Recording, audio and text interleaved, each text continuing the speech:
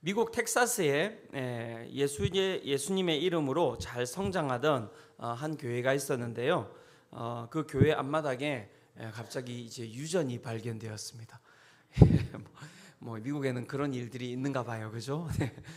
그냥 땅 팠을 뿐인데 이렇게 석이 올라오고, 네, 그죠? 네. 그러면서 이제 교회가 어려움에 빠졌어요.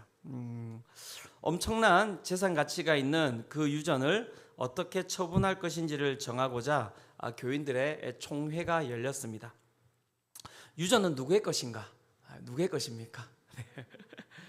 회의 결과 유전이 발견되기까지 교회에 등록한 교인들의 공동 재산이라는 이제 결정이 내려졌습니다. 교회는 기존 교인들의 재산을 보호하기 위해 그래서 새 가족을 받지 않았습니다. 교인 1인당 돌아갈 유전 배당금이 줄어드는 것을 막기 위해서였습니다. 그 결과 교회는 망해버렸고 그들의 신앙생활은 불행해졌다고 합니다. 은과 금은 넘쳐나지만 예수 그리스도의 이름이 없는 교회의 끝이 무엇인지 보여주는 것 같습니다. 사랑하는 성도 여러분, 교회에 왜 오셨습니까? 또한 이 공동체에서 기대하는 바가 무엇입니까? 사랑하는 성도 여러분께서는 받는다면, 교회에 와서 받는다면 무엇을 받고 싶으십니까? 이게 우리가 한번 물어봐야 될 부분이죠. 우리 성빛교회 텃밭에서 갑자기 유전이 나온다면 네, 국가가 주인분 거겠죠, 그죠? 우리 게 아니니까 어쨌든. 네, 빨리 그걸 알고 어떻게 해야 되겠습니까? 대출을 받아서 이 땅을 빨리 사야겠죠, 그죠? 네.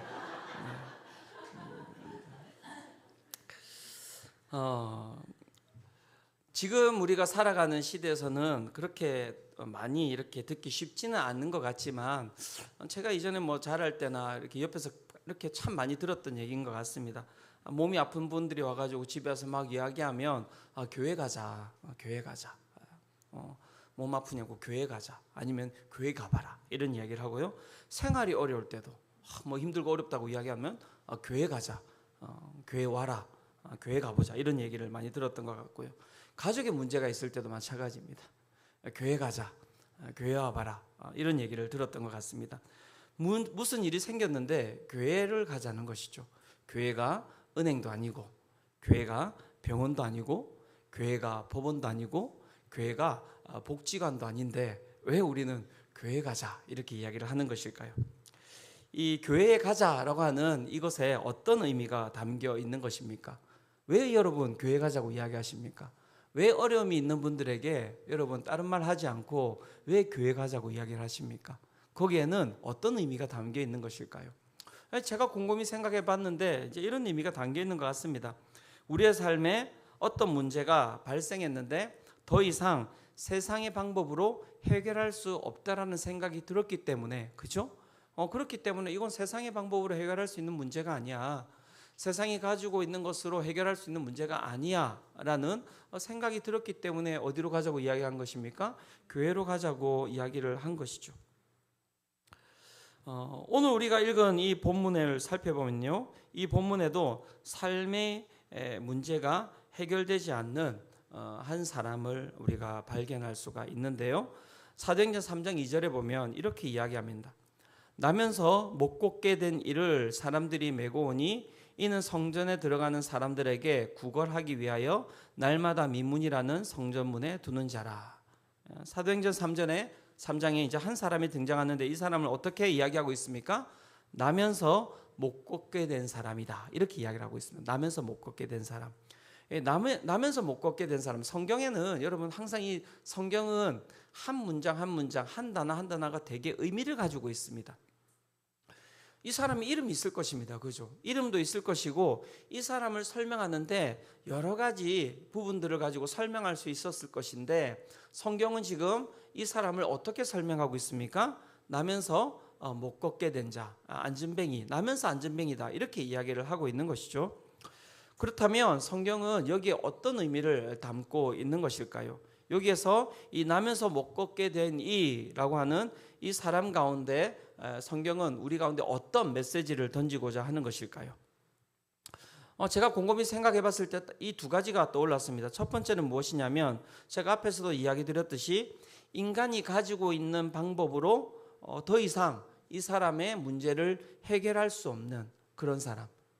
그렇죠. 나면서 안전뱅이라고 이야기를 하니 뭐 어떻게 할 수가 없는 거죠. 그 가운데 수많은 것들을 행하지 않았겠습니까? 수많은 치료를 받아보지 않았겠습니까? 그런데 이제 이 사람이 나중에 이제 가보면은 40살 정도가 되었다 이렇게 이야기를 하고 있거든요. 40년 동안 계속 나면서 안전뱅이라고 이야기를 하니 세상이 가지고 있는 40년 동안 많은 것들을 다 해봤지만 결국에는 자기가 태어나면서 가졌던 그 아픔을 어떻게 해요? 해결할 수 없었던 사람이다라는 것이 이 단어 가운데 들어가 있는 의미인 것 같고요. 두 번째는 무엇이냐면 나면서 못 걷게 된 사람이라고 하는 의미는 무엇일까 생각해 봤더니 다른 것이 아니라 이 사람의 인생에서 더 이상 변화는 찾아볼 수가 없는 것이다 이런 거죠. 더 이상 변화는 찾아볼 수 없어요. 평생 무엇입니까? 그냥 나면서 안전뱅이였던 이 사람은 어떻게 해요? 죽을 때까지 어떻게 해요? 안전뱅이로 살아야 되는 사람인 것이죠. 삶의 변화는 없는 것입니다. 그런데 이제 제가 나면서 못 걷게 된 이 사람이 안전뱅이를 이렇게 바라보면서 그 가운데 생각하는데 좀 더 이 사람이 참 비참하다라고 생각했던 것은 무엇이냐면 이 사람이 살아가는 삶을 자기가 선택해서 살아가는 것이 아니라 누군가가 어떻게 해요? 이 사람의 삶을 정해버린 거예요. 정해버린 거예요. 어떻게 정했습니까? 사도행전 3장 2절을 다시 한 번 더 이렇게 띄워주시면 이렇게 이야기하고 있지 않습니까? 나면서 못 걷게 된 이를 사람들이 메고 오니 이는 성전에 들어가는 사람들에게 구걸하기 위하여 날마다 미문이라는 성전문에 두는 자라. 자기가 미문이라고 하는 곳에 가고 싶어서 갔습니까? 자기가 그곳에서 구걸하고 싶어서 구걸하고 있습니까? 아니잖아요. 이게 앵벌인지 뭔지 잘 모르겠지만 가족인지 잘 모르겠지만 이 사람의 의지가 자기가 살아가는 삶에 반영이 되어 있지 않은 것 같아요. 사람들이 어떻게 한다고 합니까? 사람들이 이 사람을 메고 오니 그 가운데 성전에 들어가는 사람들에게 구걸하기 위하여서 어떻게 해요? 날마다 쉴 수도 없는가 봐요. 휴일이 없습니다. 그죠? 이래 되면 안 되는데 그죠? 노동법에 걸리는 거 아닙니까? 휴일이 없는 날마다라고 이야기를 하니 그러면 주 7일을 갖다가 계속해서 쉬지 않고 그 미문에 나와서 어떻게 해요? 그 가운데서 구걸하고 있었다. 이렇게 이야기를 하고 있는 것이죠. 규정 지어진 삶, 내가 살아가고 싶지 않은데 누군가의 어떤 타인의 어떤 힘으로 말미암아 그렇게 살아가는 삶, 이게 얼마나 여러분 비참한 삶인지 아십니까? 얼마나 고통스러운 삶인지 아십니까? 우리 나라에서 태어나는 애들이 대부분 다 이렇게 살아가잖아요. 그렇지 않습니까? 이제 애들은 다 성장 속도가 다르단 말이에요. 어떤 아이들은 이 몸이 빨리 성장하는 아이들이 있고요. 그죠? 어떤 아이들은 이 뇌가 빨리 성장하는 아이들이 있는데 어떻습니까? 우리나라는 그런 거 상관없어요. 무조건 어떤 시점이 되면 이것을 다 해야 돼요. 요즘은 한글, 저희 때는 이제 1학년 들어가면 한글 뗐잖아요. 요즘은 애들 한글을 몇 살 때 떼죠?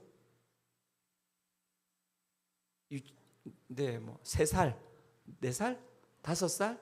네, 뭐.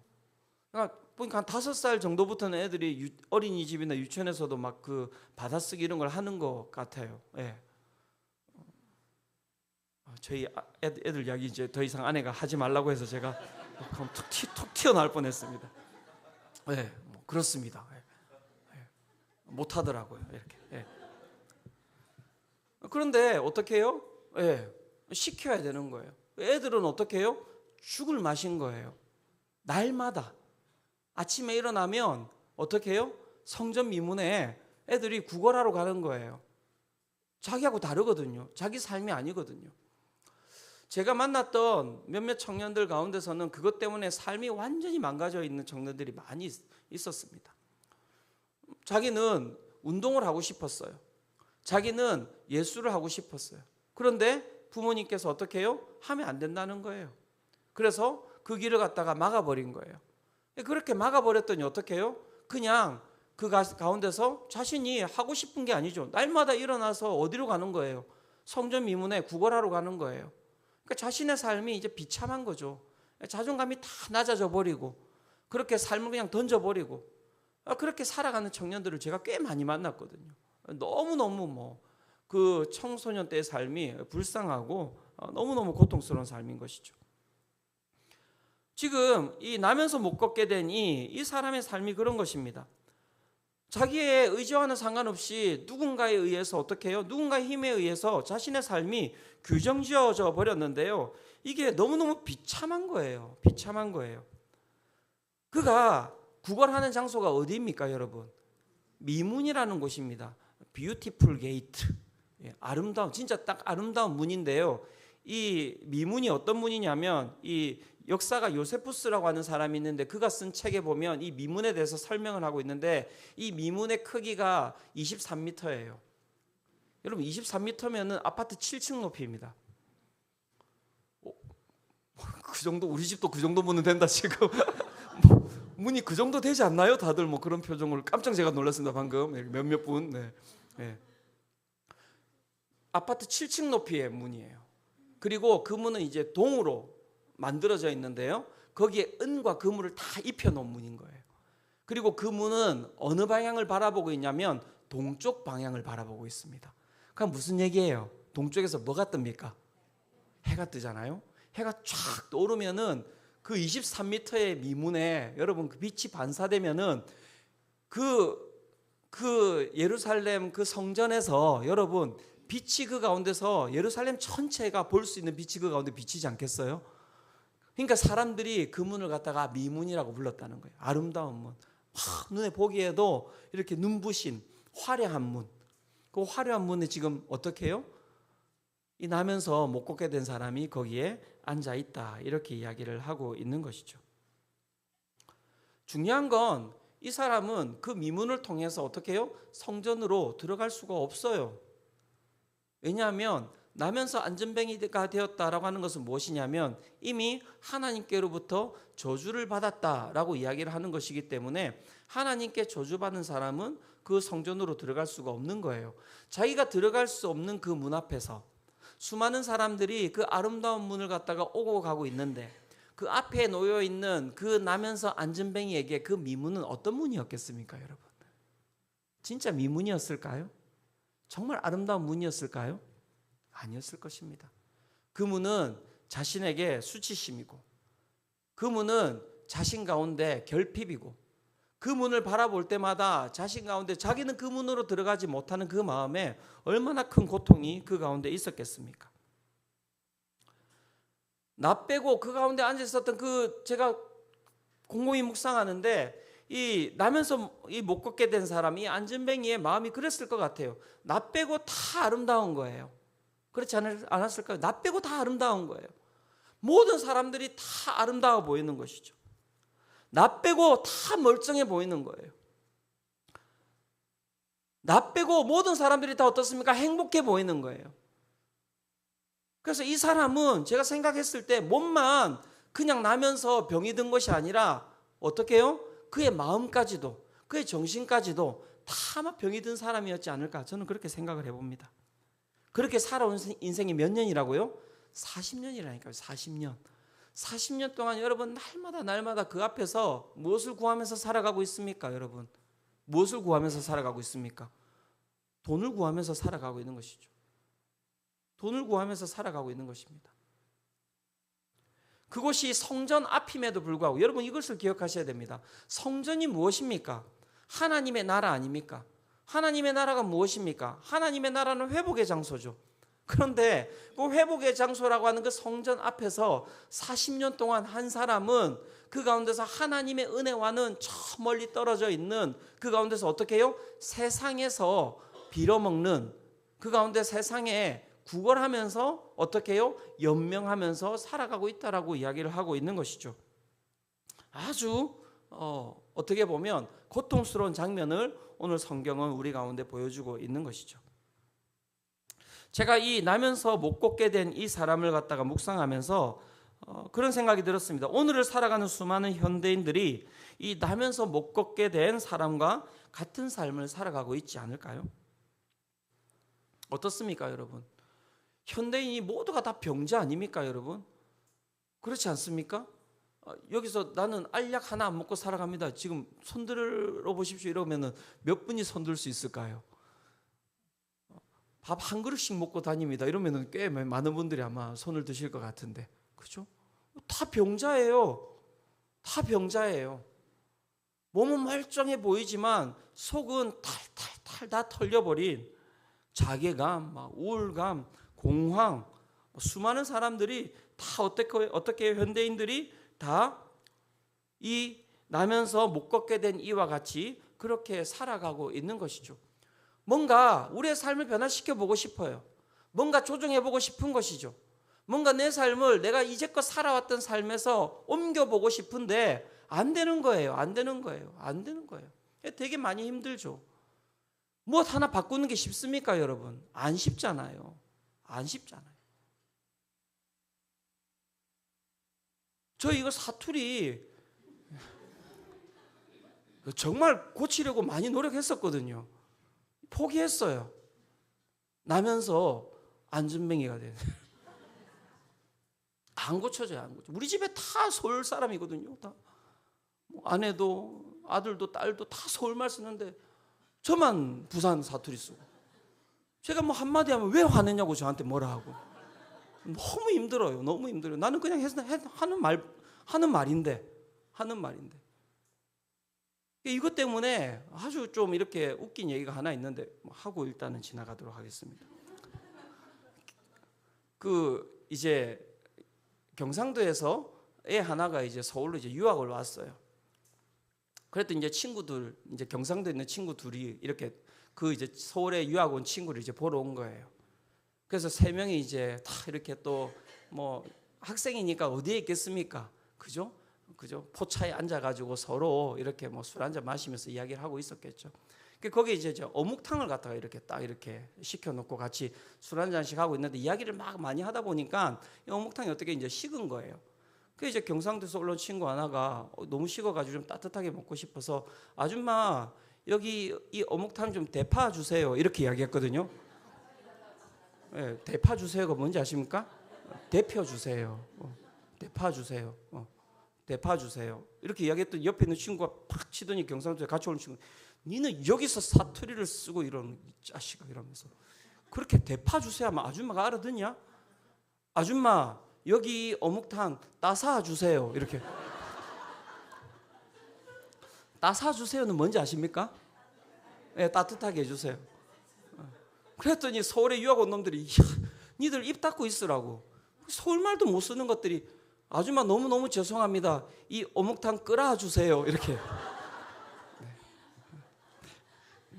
잠시 몇몇 분들이 기절해 계셔서 이렇게 이야기를 하고. 네. 안 고쳐지는 거죠 이게 뭐 서울에서 살든 뭐 어디서 살든. 네. 우리가 가지고 있는 이 삶의 변화라는 게 그죠?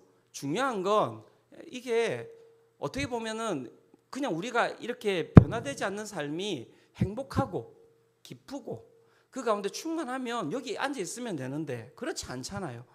너무 힘들고 고통스럽고 이 삶을 좀 청산하고 싶고 이 삶에서 좀 벗어나고 싶은데 그게 안 되는 거예요. 그 미문에서 내가 정말 벗어나고 싶은데 지금 30년대, 40년째, 50년째 다 모든 사람들이 그 삶을 살고 있는 것 때문에 어떻게 해요? 지금 그냥 몸도 마음도 영혼도 다 그냥 멘탈이 나가버린 것이죠. 그게 바로 현대인의 삶이 아닙니까? 왜 그런데 이제 교회에 나오셨냐고요. 다시 앞으로 들어가서 교회 왜 나오시냐고요. 오늘 본문은 그 이야기하고 있는 거예요. 우리가 왜 교회에 나오냐고요. 왜 교회에 나오냐고요. 다른 것이 아닙니다. 삶의 변화를 위한 것 아니겠습니까? 오늘 본문은 그 변화가 어떻게 일어나는지에 대해서 우리의 가운데 이야기를 해주고 있는데요. 첫 번째 무엇이냐면 시선으로부터의 변화를 먼저 이야기를 하고 있습니다. 시선으로부터의 변화. 나면서 못 걷게 된 이 사람이 그 구걸하기 위해서 미문에 앉아 있는데요. 그 가운데서 누가 지나가게 됩니까? 사도행전 3장 3절에 보면 이렇게 이야기하고 있습니다. 그가 베드로와 요한이 성전에 들어가려 함을 보고 구걸하거늘.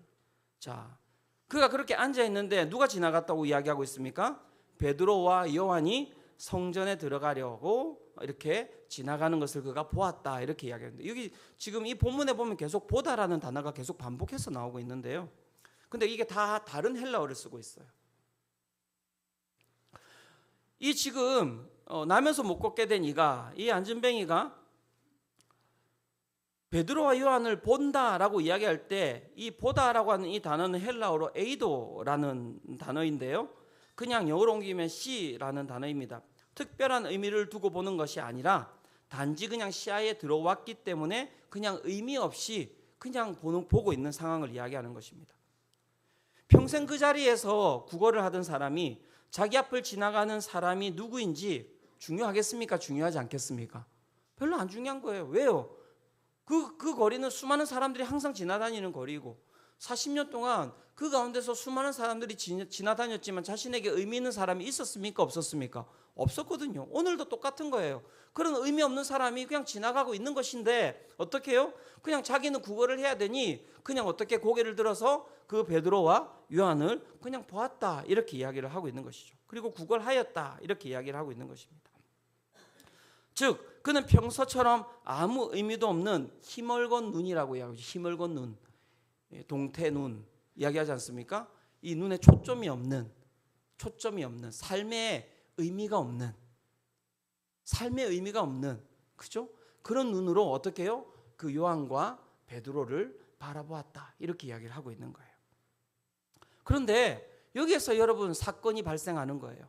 그냥 어떻게 해요? 베드로와 요한이 거기에다가 동전 두 입을 갖다가 던져놓고 그냥 가면 되는 문제인데 그렇게 하지 않았다는 것이죠. 사도행전 3장 4절에 이렇게 이야기합니다.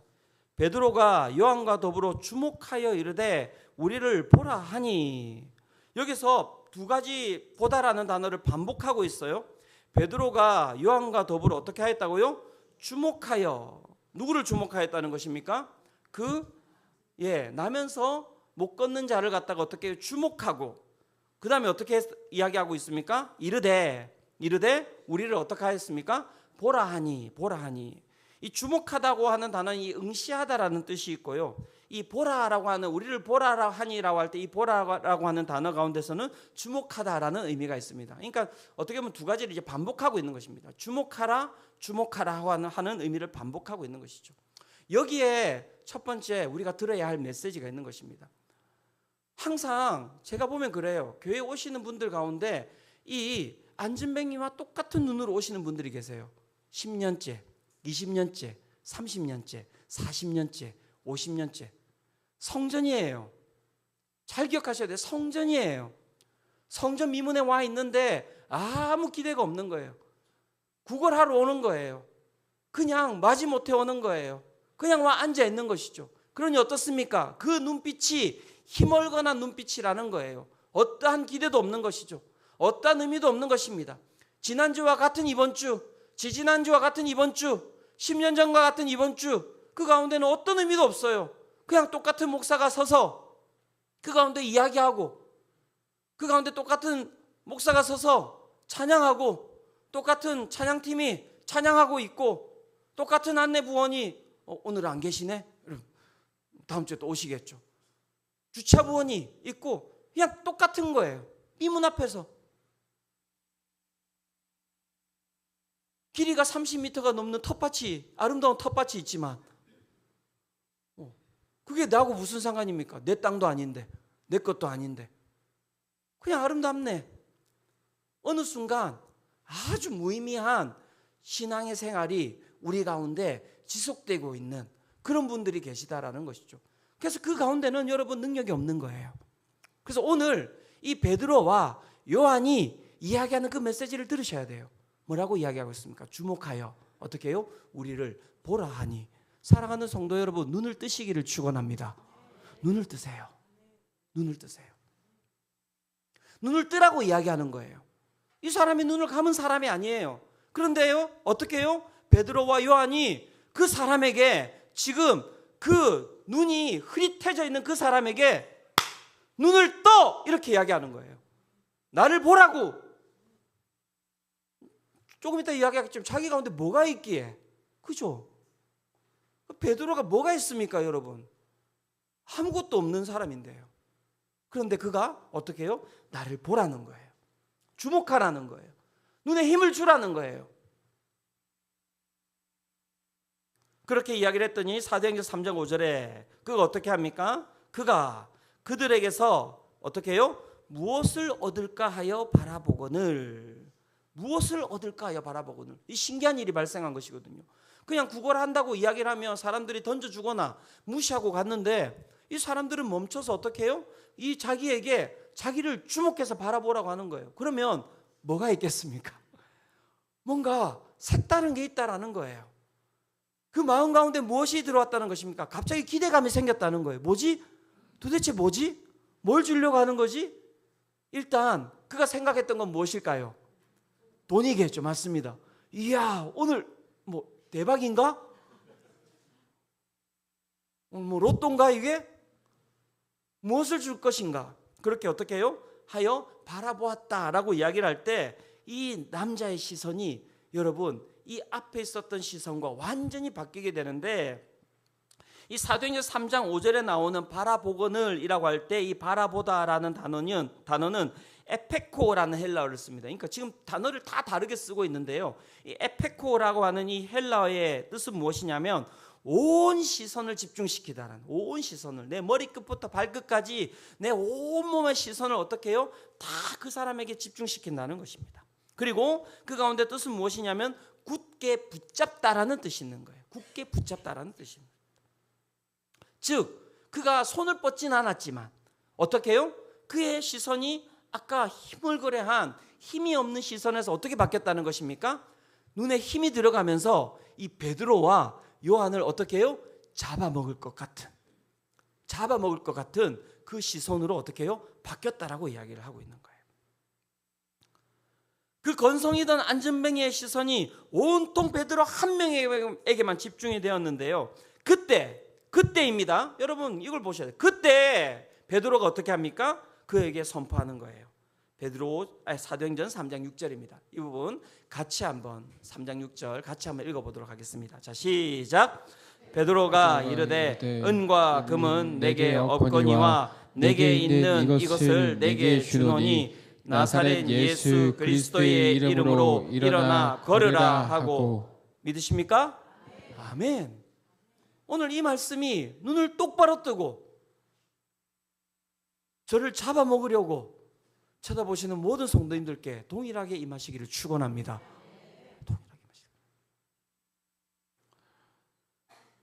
왜 베드로는 자신을 보라고 이야기했을까요? 왜 베드로는 자신을 주목하라고 이야기하였을까요? 자신이 신입니까? 자신이 부자입니까? 아니죠.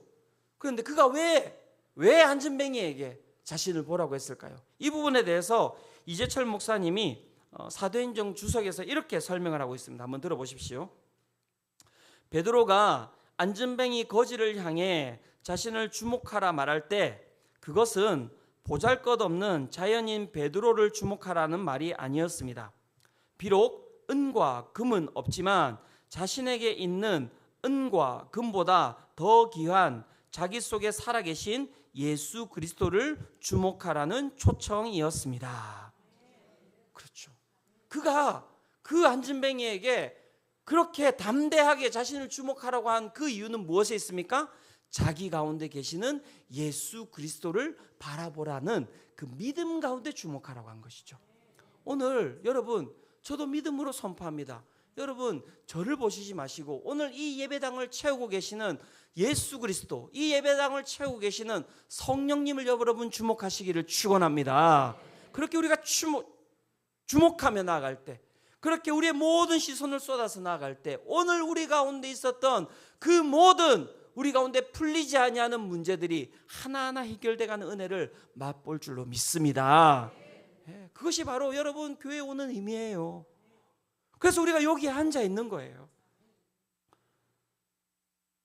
그 가운데 안전뱅이에 또 변화가 일어나지 않습니까? 어떤 변화가 일어납니까? 평생 앉아있던 사람이 어떻게 해요? 그 선포 가운데, 그리고 베드로가 그의 손을 잡아 일으켰을 때 어떻게 됩니까? 일어서게 됩니다. 발과 발목에 힘이 생기고 그가 어떻게 해요? 일어나서 평생 걷는 것이 어떤 것인지 어떻게 해요? 네, 경험해보지 못했던 사람입니다. 아시죠? 40년 동안 발을 안 썼으면 거기 근육이 있을까요? 없을까요? 한번 40일이라도 그냥 걷지 말고 그냥 계셔보세요. 그럼. 네. 없겠죠, 당연히. 그런데 이 뒤에 보면 어떻게 이야기합니까? 그가 뛰었네, 걸었네. 그죠? 그렇게 이야기를 하고 있잖아요. 그건 어떤 힘입니까? 그러니까 이 사람의 힘이 아니다라고 하는 것을 정확하게 방증해 주고 있는 것입니다. 누구의 힘입니까? 예수 그리스도의 힘이 그 가운데 어떻게 해요? 작동하고 있는 것이죠. 작동하고 있는 것이죠. 그렇다면 그 예수 그리스도의 그 이름은 도대체 어떤 힘인가? 어떤 힘인가? 그것에 대해서 우리가 한번 살펴볼 필요가 있는 것입니다. 왜냐하면 그 이름이 그 안전뱅이를 어떻게 해요? 일으켜 세웠기 때문에 그런 것이죠. 사도행전 3장 6절에 보면 베드로가 이렇게 이야기합니다. 은과 금은 내게 없거니와 내게 있는 이것을 내게 주노니 나사렛 예수 그리스도의 이름으로 일어나 걸으라 하고, 여기에 우리의 신앙의 모든 것이 있습니다. 여러분, 은과 금은 여러분 우리의 삶을 변화시킬 수 있습니까? 없습니까? 삶을 변화시킬 수는 그래도 좋잖아요. 그죠? 편리함을 줄 수는 있어요. 이건 기억하셔야 돼요. 몸을 편하게나 할 수 있습니다. 하지만 여러분, 금과 은이 우리의 영혼을 고칠 수 있습니까? 은과 금이 오늘도 우리의 정신을 회복시킬 수 있습니까, 여러분? 있습니까? 아니요, 없어요. 없어요. 제가 어떤 분을 신방하면서도 그 이야기를 드렸습니다. 우리의 영혼은 이 땅에 있는 그 무엇으로도 고칠 수가 없는 것이다. 이 땅에 있는 그 무엇으로도 오직 영이신 하나님만이 고칠 수 있는 것이 우리의 영이라는 거예요. 은과 금은 여러분 우리 가운데 편리함을 줄 수는 있지만요, 그 편리함 또한 무엇입니까? 유한한 것일 뿐이죠. 유한한 것일 뿐이죠. 편리한 분들이 여러분 잘 사십니까? 아니요. 잠을 못 주무시던데요.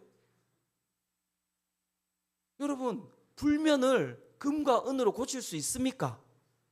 이명을 금과 은으로 고칠 수 있습니까? 아니요. 여러분, 우리가 착각하고 있는 것이 있습니다. 우리는 금과 은이 우리의 모든 것을 다 고칠 수 있다라는 착각을 가지고 살아가는 것이죠. 하지만 그것은 오늘 우리의 삶, 이 하루의 삶도 책임지지 못하는 것입니다. 그 이야기를 오늘 베드로가 우리 가운데 하고 있는 것이고요. 그렇다면 오늘 우리의 삶을 변화시킬 수 있는 가장 그 근본적인 것은 무엇으로부터 온다는 것입니까? 나사렛 예수 그리스도의 이름으로부터 오는 것이다, 이 이야기를 하고 있는 것이죠. 그리고 그는 그 이름으로 어떻게 해요? 일어나 걸으라, 이렇게 이야기를 하고 있는데, 그 일어나라라고 할 때 이 일어나라라고 하는 단어의 뜻이 기가 막힌 뜻이에요. 여러분, 여기에 예수 그리스도의 그 이름의 능력이 들어가 있는데요, 이 일어나라라고 하는 이 헬라어 에게이로라고 하는 단어는 어디에 쓰였는지를 살펴볼 필요가 있는데, 어디에 쓰였냐면 마태복음 28장 6절에서 7절에 보면 이 일어나라라고 하는 단어가 여기에 쓰이고 있습니다. 이렇게 이야기하고 있습니다. 그가 여기 계시지 않고 그가 말씀하시던 대로 살아나셨느니라. 와서 그가 누우셨던 것을 보라. 또 빨리 가서 그의 제자들에게 이르되 그가 죽은 자 가운데서 살아나셨고 너희보다 먼저 갈릴리로 가시나니 거기서 너희가 배우리라 하라. 보라, 내가 너희에게 일렀느니라 하거늘. 자, 이 마태복음 28장 6절과 7절은 예수님께서 뭘 하신 사건입니까? 부활하신 사건이에요. 부활하신 사건.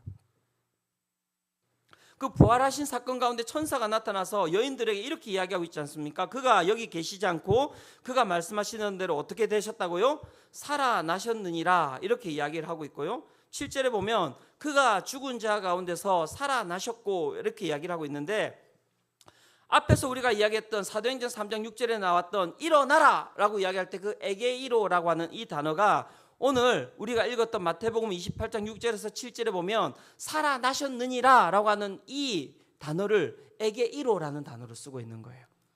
그러면 일어나라라고 하는 그 뜻에는 무엇이 들어가 있는 것입니까? 부활하라라는 뜻이 들어가 있는 거예요. 베드로가 그 안진뱅이에게 선포했던 것이 무엇입니까? 내가 나사렛 예수 그리스도의 이름으로 너에게 명하노니 부활하라, 이렇게 이야기를 하는 것이죠. 왜요? 그 안진뱅이는 숨을 쉬고 있지만 그의 육체가 그 가운데 살아있는 것처럼 보이지만 이미 어떤 자였습니까? 이미 미문 앞에서 죽은 자라는 거예요. 죽은 자라는 거예요. 우리의 삶을 살릴 수 있는 유일한 길은 어디에서 오는 것입니까, 여러분? 어디에서 오는 것입니까, 여러분? 누구입니까, 여러분? 맞습니까, 여러분? 여러분들의 삶을 변화시키시는 분은 누구십니까? 우리의 삶에 힘을 주시는 분은 누구십니까? 우리의 삶에 기쁨을 주시는 분은 누구십니까? 믿으십니까? 믿음이에요, 믿음. 그 믿음을 가지고 나아갈 때 오늘 우리 가운데 죽어있는 그 모든 영역이 여러분 오늘 이 본문과 같이 살아나는 은혜를 맛볼 줄로 믿습니다. 관계가 깨어져 계세요? 저는 믿습니다. 나사렛 예수 그리스도의 이름으로 명하노니 회복될지어다. 몸이 아프세요? 그곳 가운데 예수의 이름이 선포될 때 그 몸이 회복될 줄로 믿습니다. 제가 여러분 수요 기도회 때나 기도회 때 항상 기도하는 게 무엇이 있는 줄 아십니까? 뭐 다양한 여러 기도를 계속해서 하지만 제가 특별히 우리 교회에 태의 문을 놓고 태의 열매를 놓고 기도하는 가정들이 있거든요. 제가 그 가정들을 위해서 계속해서 기도합니다. 하나님께서 저에게 주신 약속, 생육하고 번성하고 땅에 충만하라. 예수 그리스도의 그 이름으로 말미암아 정말 그 태의 열매를 놓고 기도하는 우리 모든 수성빛교회 가정들 가운데 하나님께서 새 쌍둥이를 허락하실 줄로 믿습니다. 그러니까는 몇몇 분들이 아멘 하시진 않네요. 한 명으로 족하다 이렇게. 저는 열어주실 줄로 믿습니다. 네. 청년부가 지금 엄청 분위기가 안 좋아요. 왜 안 좋은지 봤더니 너무 결혼을 많이 했어요.